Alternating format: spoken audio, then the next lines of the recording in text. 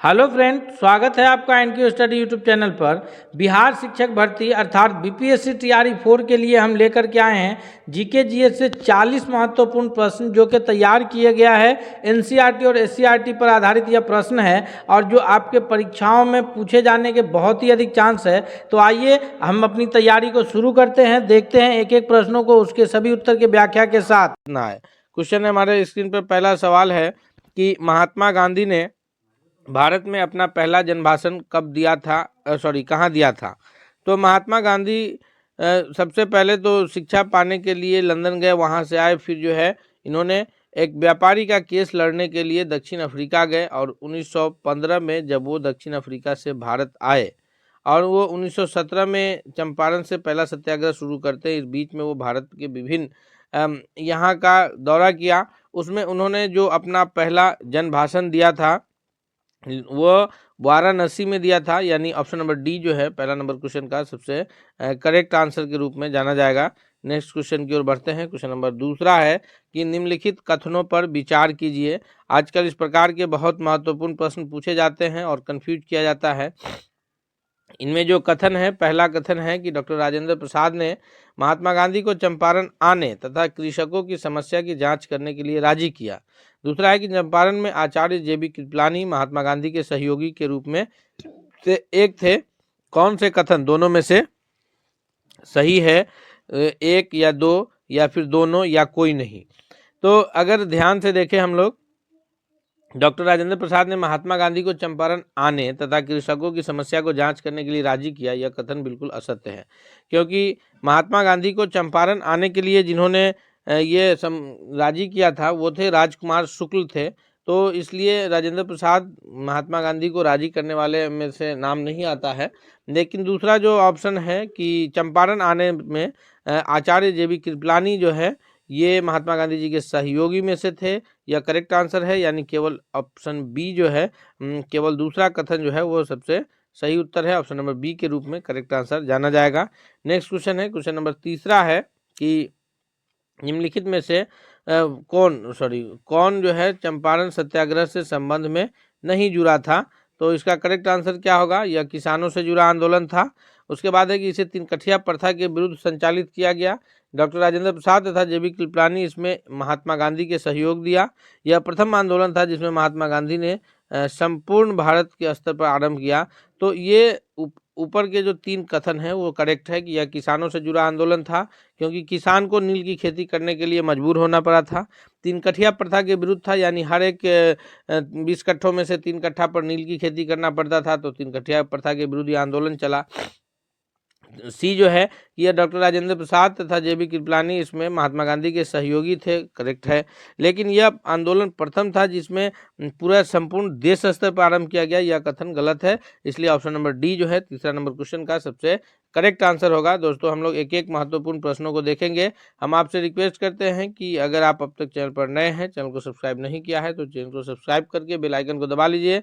कोई भी अपडेट्स आए तो सबसे पहले आप तक पहुंचे। साथ ही साथ अगर आप को वीडियो पसंद आ रहा है तो लाइक करते हुए दोस्तों के बीच भी शेयर कीजिए। नेक्स्ट क्वेश्चन की ओर बढ़ते हैं। क्वेश्चन नंबर चौथा है कि खेरा किसानों के पक्ष में महात्मा गांधी के सत्याग्रह संगठित करने का क्या कारण था? खेरा के किसानों के विरुद्ध जो है महात्मा गांधी ने आंदोलन चलाए थे और अहमदाबाद के मिल मजदूरों के लिए भी चलाए थे। तो चौथा नंबर क्वेश्चन का जो करेक्ट आंसर है क्या है कि अकाल पड़ने के बावजूद प्रशासन ने भू राजस्व की उगाही स्थगित नहीं किया था। दूसरा है कि प्रशासन का यह प्रस्ताव था कि गुजरात में स्थगित बंदोबस्त लागू कर दिया जाए। तो ये खेरा के किसानों की तरफ से जो गांधी जी ने खेरा का सत्याग्रह चलाया था उसका पहला कारण यही था कि अकाल पड़ने के बावजूद जो है प्रशासन की तरफ से भू राजस्व की उगाही को स्थगित नहीं किया गया था, इसलिए गांधी जी ने आंदोलन चलाया था। यानी चौथा नंबर क्वेश्चन का ऑप्शन नंबर ए जो है वो सबसे करेक्ट आंसर के रूप में जाना जाएगा। नेक्स्ट क्वेश्चन की ओर बढ़ते हैं। क्वेश्चन नंबर 5वां है कि रॉलेट एक्ट का लक्ष्य क्या था? रॉलेट एक्ट जो है यह 1919 में जो आया था, इसका प्रमुख लक्ष्य क्या था? युद्ध प्रयासों को अनिवार्य आर्थिक समर्थक देना या फिर बिना मुकदमा चलाए बंदी बनाना और मुकदमों की सुनवाई जो है संक्षिप्त प्रक्रिया द्वारा, या फिर खिलाफत आंदोलन का दमन करना था या प्रेस स्वतंत्रता को प्रतिबंधित करना था। तो 5वां का सबसे सही उत्तर तो ऑप्शन नंबर बी है कि ये रॉलेट एक्ट का जो प्रमुख लक्ष्य था कि बिना मुकदमा चलाए गिरफ्तार करना, बंदी बनाना और फिर मुकदमा की सुनवाई को संक्षिप्त प्रक्रिया के द्वारा ये करना था। ऑप्शन नंबर बी जो है पांचवा का सबसे सही उत्तर के रूप में जाना जाएगा। दोस्तों नेक्स्ट क्वेश्चन की ओर बढ़ते हैं। क्वेश्चन नंबर छठा है कि the anarchical and revolutionary crime act, the anarchical and revolutionary crime act 1919 को सामान्य बोलचाल में क्या कहा जाता है? तो 1919 में जो रॉलेट एक्ट आया था उसी को कहा जाता है the anarchical and revolutionary crime act. याद रखिएगा, the anarchical and revolutionary crime act को ही रॉलेट एक्ट के नाम से जाना जाता है, जो 1919 में आया था। अगले सवाल की ओर बढ़ते हैं। क्वेश्चन नंबर 7 है कि रेगुलेटिंग एक्ट के प्रावधानों के अंतर्गत बिहार के लिए एक प्रांतीय सभा की स्थापना हुई। 7वां नंबर प्रश्न का जो सबसे सही जवाब है कि रेगुलेटिंग एक्ट के प्रावधानों के तहत जो है बिहार के लिए एक प्रांतीय सभा की स्थापना हुई थी या कब हुआ था? तो इसका करेक्ट आंसर है कि यह 1774 ईस्वी में हुआ था, यानी ऑप्शन नंबर बी के रूप में जो है सबसे सही उत्तर जाना जाएगा। नेक्स्ट क्वेश्चन की ओर बढ़ते हैं। अगला प्रश्न देखते हैं। क्वेश्चन नंबर 8 है कि चार्टर्ड अधिनियम 1813 भारत के लिए महत्वपूर्ण समझे जाने का निम्नलिखित में से कौन सा एक कारण है? चार्टर्ड अधिनियम 1813 जो है यह क्यों महत्वपूर्ण है? क्योंकि इसमें ईसाई मिशनरी द्वारा भारत में प्रचार पर रोक लगा दी गई थी, या फिर इसने भारत को औद्योगिकरण पर जोर दिया, या इसके द्वारा भारतीयों की शिक्षा के लिए वित्तीय प्रावधान किया गया था, या इसके द्वारा भारत में रेल तंत्र विकसित करने की स्वीकृति दी गई थी। तो ऑप्शन ए, बी और डी पूरी तरह से ये सही नहीं है। ऑप्शन नंबर सी जो है करेक्ट आंसर है, क्योंकि 1813 का जो चार्टर्ड एक्ट था उसके तहत भारतीयों की शिक्षा के लिए वित्तीय प्रावधान रखा गया था कि भारतीयों की शिक्षा पर कितना रुपए खर्च करना है, इसको लेकर के प्रावधान लाया गया था। अब अगले प्रश्न की ओर बढ़ते हैं। क्वेश्चन नंबर 9 है कि यह कथन हम भारत को या तो आज़ाद करेंगे या फिर आज़ादी की प्रयास में दिवंगत हो जाएंगे, तो यह कथन किससे जुड़ा है या कौन से आंदोलन में यह कथन जो है कहा गया था? तो यह आंदोलन जो है हम या तो भारत को स्वतंत्र करेंगे या फिर भारत की ये स्वतंत्रता में हम दिवंगत हो जाएंगे, असहयोग आंदोलन से जुड़ा हुआ कथन है, या फिर सविनय अवज्ञा आंदोलन से, या व्यक्ति सत्याग्रह से, या फिर भारत छोड़ो आंदोलन से। तो ये जो 9वां नंबर प्रश्न का जो सही उत्तर है ऑप्शन नंबर डी के रूप में जाना जाएगा। यह भारत छोड़ो आंदोलन के दौरान से यह जुड़ा कथन है कि हम तो या तो भारत को स्वतंत्र करेंगे या फिर भारत की स्वतंत्रता के प्रयास में हम दिवंगत हो जाएंगे। भारत छोड़ो आंदोलन में ही महात्मा गांधी जी के द्वारा जो है करो या मरो का नारा दिया गया था, जो कि कब शुरू हुआ था? 1942 ईस्वी में। असहयोग आंदोलन कब हुआ था? 1920-22 में।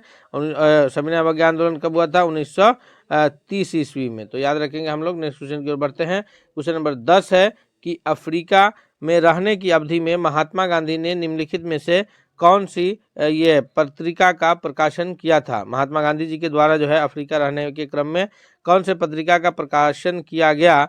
तो ये जो है नवजीवन है, या फिर इंडिया गजेट है, या अफ्रीकनर है, या फिर इंडियन ओपिनियन है। तो महात्मा गांधी जब अफ्रीका में थे तो उस दौरान उन्होंने जो है ये इंडियन ओपिनियन नाम से पत्रिका का प्रकाशन किया था, यानी ऑप्शन नंबर डी जो है 10वां नंबर प्रश्न का सबसे सही उत्तर के रूप में जाना जाएगा।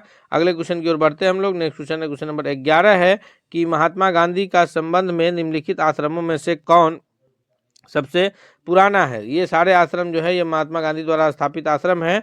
साबरमती आश्रम हो, या फिनिक्स आश्रम हो, या वार्धा में हो, या फिर सदाकत आश्रम पटना में हो। तो इन सारे आश्रमों में से कौन जो है वो सबसे पुराना आश्रम के रूप में जाना जाता है? तो 11वां नंबर क्वेश्चन का जो सबसे सही जवाब है कि महात्मा गांधी के संबंध में ये जितने आश्रम है उसमें सबसे पुराना जो है वो फिनिक्स आश्रम है, यानी ऑप्शन नंबर बी जो है इसका सबसे करेक्ट आंसर है 11वां नंबर प्रश्न के लिए।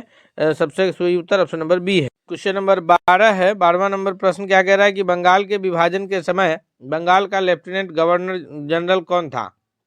तो बंगाल का विभाजन कब हुआ? बंगाल का ध्यान रखेंगे, बंगाल का विभाजन 1905 ईस्वी में होता है, और विभाजन करने वाले जो भारत के गवर्नर जनरल थे वो लॉर्ड कर्जन थे। लेकिन उस वक्त बंगाल के लेफ्टिनेंट गवर्नर कौन थे? बंगाल के उपराज्यपाल कौन थे जब 1905 में बंगाल का विभाजन हुआ? ये प्रश्न पूछा जाता है कि सर एंड्रयूज फ्रेजर थे, या फिर H.H. रिजले थे, या ब्रोडिक थे, या A.T. एरुंडेल थे। तो 12वां नंबर क्वेश्चन का जो सबसे सही उत्तर है कि बंगाल के विभाजन के समय जो बंगाल के लेफ्टिनेंट गवर्नर थे वो थे सर एंड्रयूज फ्रेजर, और भारत के जो गवर्नर जनरल थे वो थे लॉर्ड कर्जन। तो ये याद रखेंगे हम लोग। नेक्स्ट क्वेश्चन की ओर बढ़ते हैं। क्वेश्चन नंबर 13 है कि निम्नलिखित में से कौन जो है वह स्वदेशी आंदोलन के आलोचक थे तथा पूर्वी एवं पश्चिमी के बीच जो है एक बेहतर संबंध का समर्थन करते थे। वो WC बनर्जी थे, यानी व्योमेश चंद्र बनर्जी थे, या फिर सुरेंद्र नाथ बनर्जी थे, या रविंद्रनाथ टैगोर थे, या फिर बाल गंगाधर तिलक थे। तो इनमें से कौन थे? क्योंकि जब 1905 में बंगाल का विभाजन हुआ, बंगाल के विभाजन के पश्चात जो है स्वदेशी आंदोलन हुआ, उसमें जो है विदेशी कपड़ों की होली जलाई गई थी। तो ये इसका समर्थन नहीं कर रहे थे, ये कह रहे थे कि यह जलाना जो है विदेशी कपड़ों की होली जलाना यह कहीं से उचित नहीं है। तो इसलिए ये चाहते थे कि पूर्वी और पश्चिम के देशों के बीच जो है एक बेहतर संबंध हो। वो थे हमारे रविंद्रनाथ टैगोर, यानी ऑप्शन नंबर सी जो है करेक्ट आंसर होगा। कि और हालांकि उन्होंने उस वक्त एक ये लिखा था अमार सोनार बंगला के नाम से, जो आज आधुनिक बांग्लादेश का जो है राष्ट्रगान है। और रविंद्रनाथ टैगोर एक ऐसे शख्सियत है कि जिनका लिखा हुआ ये जो है 2 देशों का राष्ट्रगान है। एक अपने भारत का जो है जन गण मन अधिनायक जय है, यह राष्ट्रगान रविंद्रनाथ टैगोर के द्वारा ही रचित है। और अमार सोनार बंगला, ये बांग्लादेश का जो वर्तमान में राष्ट्रगान है, यह भी रविंद्रनाथ टैगोर के द्वारा ही रचित है। अगले सवाल की ओर बढ़ते हैं। क्वेश्चन नंबर 14 है कि 1905 में लॉर्ड कर्जन द्वारा किया गया बंगाल विभाजन कब तक बना रहा? तो 1905 में जब लॉर्ड कर्जन महोदय ने जो है बंगाल विभाजन किया था, इसको देखते हुए बंगाल प्रशासनिक दिक्कत का ये दे करके इन्होंने बंगाल विभाजित किया था। तो यह कब तक बना रहा? प्रथम विश्व युद्ध तक, जिसमें अंग्रेज को भारतीय सैनिकों की आवश्यकता पड़ी और विभाजन समाप्त कर दिया गया। या फिर सम्राट जॉर्ज पंचम द्वारा दिल्ली में 1911 में शाही दिल्ली दरबार या शाही दरबार में कर्जन के अधिनियम को निराकृत किया। या फिर महात्मा गांधी द्वारा सविनय अवज्ञा आंदोलन प्रारंभ करने तक, या 1947 में हुए विभाजन तक, जब पूर्वी बंगाल पूर्वी पाकिस्तान बन गया। तो ये जो है मुख्य रूप से ये जो जाना जाता है कि 1905 में जो लॉर्ड कर्जन के द्वारा विभाजित किया गया था, वह सम्राट जॉर्ज पंचम का जब दिल्ली दरबार लगा और उसमें जो है इसको निराकृत कर दिया था, तब तक, यानी 1905 में जो बंगाल विभाजित हुआ, तब से 1911 में फिर जो है बंगाल एकीकृत हो गया था। ऑप्शन नंबर बी जो है इसका सबसे सही उत्तर है। अगले सवाल की ओर बढ़ते हैं। नेक्स्ट क्वेश्चन देखते हैं। क्वेश्चन नंबर 15 है कि गोपाल कृष्ण गोखले ने कांग्रेस के लिए किस अधिवेशन की अध्यक्षता की? गोपाल कृष्ण गोखले जो है, ये गोपाल कृष्ण गोखले को जो है महात्मा गांधी जी का राजनीतिक गुरु के रूप में जाना जाता है। इन्होंने जो है ये कब अध्यक्षता की थी? 15वां नंबर सवाल का सबसे करेक्ट आंसर है कि 1905 के कांग्रेस अधिवेशन की अध्यक्षता जो है यह गोपाल कृष्ण गोखले जी के द्वारा किया गया था। अगला सवाल है, क्वेश्चन नंबर 16 है कि कांग्रेस के मंच से भारतीय राष्ट्रीय कांग्रेस के किस अधिवेशन में प्रथम बार स्वराज शब्द व्यक्त किया गया? ये प्रथम बार जो स्वराज शब्द व्यक्त किया गया है, यह भारतीय राष्ट्रीय कांग्रेस के कौन से अधिवेशन में किया गया था? या बनारस अधिवेशन 1905 में, या फिर कलकत्ता अधिवेशन 1906 में, या फिर सूरत अधिवेशन 1907 में, या इनमें से कोई नहीं? तो 16वां नंबर क्वेश्चन का जो करेक्ट आंसर है कि ये बंगाल विभाजन के पश्चात जब ये हुआ, तो उसमें जो है ये कलकत्ता अधिवेशन 1906 में सबसे पहले जो है स्वराज शब्द का प्रयोग हुआ था। और सूरत अधिवेशन 1907 में कांग्रेस नरम दल और गरम दल में बट ही गया था। तो 16वां का सही उत्तर ऑप्शन नंबर बी है। नेक्स्ट क्वेश्चन है, क्वेश्चन नंबर 17 है कि किसने कहा था कि यदि भगवान अस्पृश्यता को सहन करते हैं तो मैं उन्हें कभी भगवान नहीं मानूंगा? अस्पृश्यता अर्थात छुआछूत को अगर भगवान भी सहन करें तो मैं उन्हें भगवान नहीं मानूंगा, यह कथन किनका है? यह बाबा साहब भीमराव अम्बेडकर का है, या फिर बाल गंगाधर तिलक का है, या लाला लाजपत राय का है, या फिर मोहनदास करमचंद गांधी जी का है, महात्मा गांधी जी का है? तो ये जो अस्पृश्यता के उन्मूलन के लिए सबसे अधिक प्रयासरत रहने वालों में से महात्मा गांधी जी का नाम भी आता है। इन्होंने ही कहा था कि अगर भगवान अस्पृश्यता को सहन करता है तो मैं उन्हें कभी, यानी भगवान अगर छुआछूत ऊंच नीच की बुराई को अगर सहन करता है तो मैं उन्हें भगवान नहीं मानता। ऑप्शन नंबर डी जो है वो करेक्ट आंसर होगा। और महात्मा गांधी जी ने 1932 ईस्वी में जो है यह हरिजनों के उत्थान के लिए हरिजन नामक पत्रिका का प्रकाशन भी किया था। अगले सवाल की ओर बढ़ते हैं हम लोग। नेक्स्ट क्वेश्चन है, क्वेश्चन नंबर 18 है कि किस प्रकार की मिट्टी में कार्बनिक पदार्थों की अधिकता होती है। दोस्तों अब हम लोग जो है इतिहास के बाद भूगोल से रिलेटेड प्रश्नों को देखने जा रहे हैं। हम आपसे रिक्वेस्ट करते हैं कि अगर आप अब तक चैनल पर नए हैं तो प्लीज़ आप एक बार चैनल को सब्सक्राइब करके बेल आइकन को जरूर दबा लीजिए, तथा साथ ही साथ अगर वीडियो पसंद आ रहा है तो इसको लाइक करते हुए दोस्तों के बीच भी शेयर कीजिए ताकि सभी लोग इससे बेहतर फ़ायदा उठा सके। क्वेश्चन 18 है कि किस प्रकार की मिट्टी में कार्बनिक पदार्थों की अधिकता पाई जाती है। वह मिट्टी कौन है? वह मिट्टी जो है काली है, लैटेराइट है या फिर लाल मिट्टी है। तो 18वां नंबर क्वेश्चन का करेक्ट आंसर है ऑप्शन नंबर बी कि काली मिट्टी में जो है वह कार्बनिक पदार्थों की मात्रा पाई जाती है। अगला सवाल है क्वेश्चन नंबर 19 है कि लाल मिट्टी के संबंध में कौन सा कथन असत्य है, यानी कौन सा कथन गलत है। जी, लौह ऑक्साइड की उपस्थिति के कारण इसका रंग लाल होता है। 19वां का सबसे सही उत्तर क्या होगा? या फिर ये शुष्क एवं आर्द्र क्षेत्रों में पाई जाती है, या ये अधिकांशतः तमिलनाडु और आंध्र प्रदेश में पाई जाती है, यह मिट्टी नदी घाटियों में पाई जाती है। तो असत्य कथन ये ए बी सी जो है ये सभी सत्य कथन है। असत्य कथन ऑप्शन नंबर डी है, इसलिए सही उत्तर जो है ऑप्शन नंबर डी के रूप में जाना जाएगा, क्योंकि कैसा कथन पूछा जा रहा है असत्य कथन यानी गलत कथन। अगले सवाल की ओर बढ़ते हैं। नेक्स्ट क्वेश्चन है क्वेश्चन नंबर 20 है कि निम्नलिखित में से कौन सा कथन सत्य है। यहाँ सही कथन पूछा जा रहा है कि खनिज तेल जो है मुख्यतः परतदार चट्टानों में पाया जाता है, या फिर मुंबई हाई भारत का सबसे बड़ा तेल उत्पादक क्षेत्र है, या फिर जो है ये भारत का मूल पेट्रोलियम उत्पादन का लगभग 2/3 अपतटीय प्रदेश से प्राप्त होता है। उपयुक्त सभी कथन सत्य है। तो अगर ध्यान से हम लोग इस पर विचार करें तो खनिज तेल मुख्यतः परतदार चट्टानों में पाया जाता है, यह भी कथन सत्य है।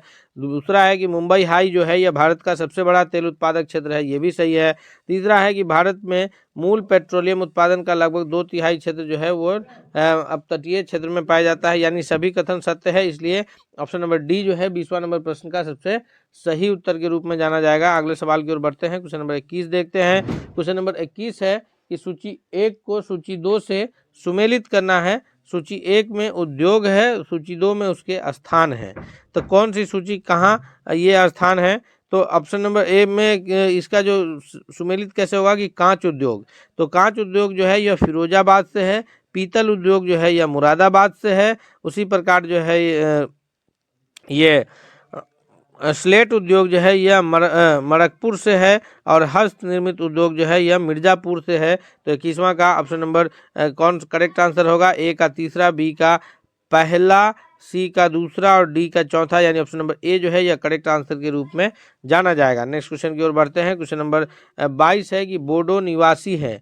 बोडो निवासी कहाँ के निवासी है? बोडो जो जनजाति है यह गारो पहाड़ी के निवासी है, या फिर संथाल परगना के निवासी है, या अमेजन बेसिन के निवासी है, या फिर मध्य प्रदेश के निवासी है। तो बोडो निवासी जो है यह गारो पहाड़ी के निवासी है। ऑप्शन नंबर ए के रूप में 22वां नंबर प्रश्न का सबसे सही उत्तर जाना जाएगा। नेक्स्ट क्वेश्चन की ओर बढ़ते हैं। क्वेश्चन नंबर 23 है कि इंदिरा गांधी नहर या फिर राजस्थान नहर को किस नदी से जल मिलता है। जी, इसका सबसे सही जवाब क्या होगा?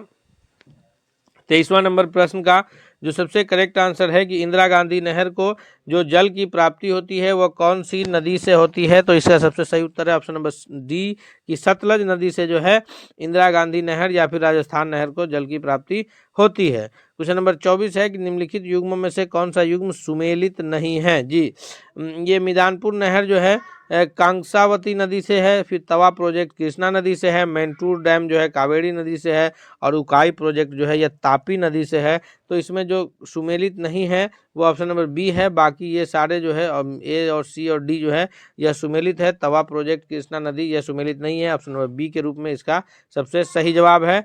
नेक्स्ट क्वेश्चन है 25 है कि भारत के किस राज्य में महिलाओं की संख्या पुरुषों से अधिक है। यानी अगर लिंगानुपात की बात किया जाए कि प्रति 1000 पुरुष पर महिलाओं की संख्या, तो वहाँ पर लिंगानुपात अधिक है। महिलाओं की संख्या जो है वो पुरुषों की संख्या से अधिक है। यह भारत का कौन सा राज्य है? बिहार, केरल, कर्नाटक या फिर तमिलनाडु। तो बिहार तो अपना है नहीं इसमें, क्योंकि बिहार का लिंगानुपात तो कम है। तो इसका सही उत्तर 25वां का कौन है? ऑप्शन नंबर बी है कि केरल, जो कि सबसे साक्षर राज्यों में से आता है, सबसे अधिक साक्षर राज्य भी वही है, और महिलाओं से अधिक पुरुषों से अधिक महिलाओं की संख्या भी वही है। अगर बिहार के रिस्पेक्ट में हम लोग बात करें कि बिहार में महिलाओं से अधिक पुरुषों से अधिक महिलाओं की संख्या किस जिले में है, तो वह गोपालगंज जिला है, जहां महिलाओं की संख्या पुरुषों से अधिक है।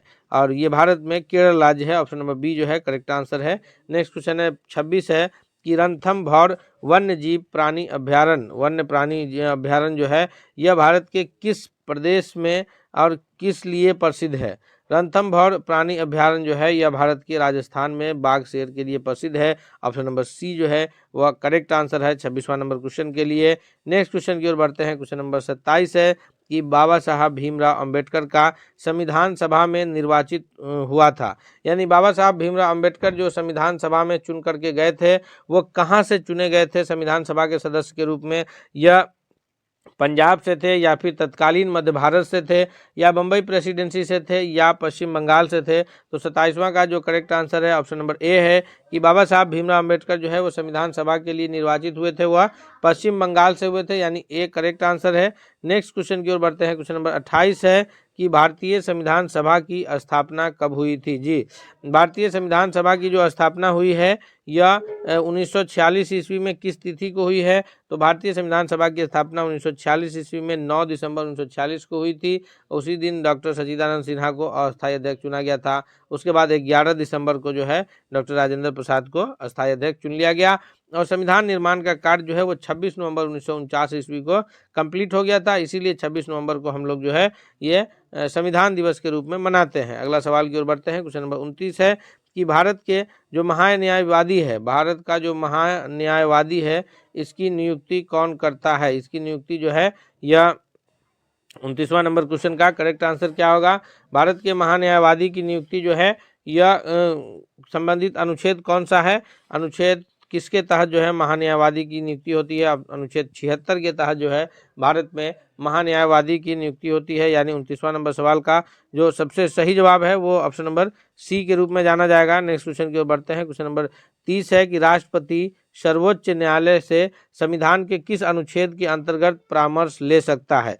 राष्ट्रपति को संविधान के किस अनुच्छेद के अंतर्गत जो है सर्वोच्च न्यायालय से परामर्श लेने का ये प्राप्त है। तो 30वां नंबर क्वेश्चन का जो सबसे सही उत्तर है दोस्तों वह है ऑप्शन नंबर डी कि अनुच्छेद 143 के तहत जो है राष्ट्रपति सर्वोच्च न्यायालय से परामर्श ले सकता है। अगले सवाल की ओर बढ़ते हैं।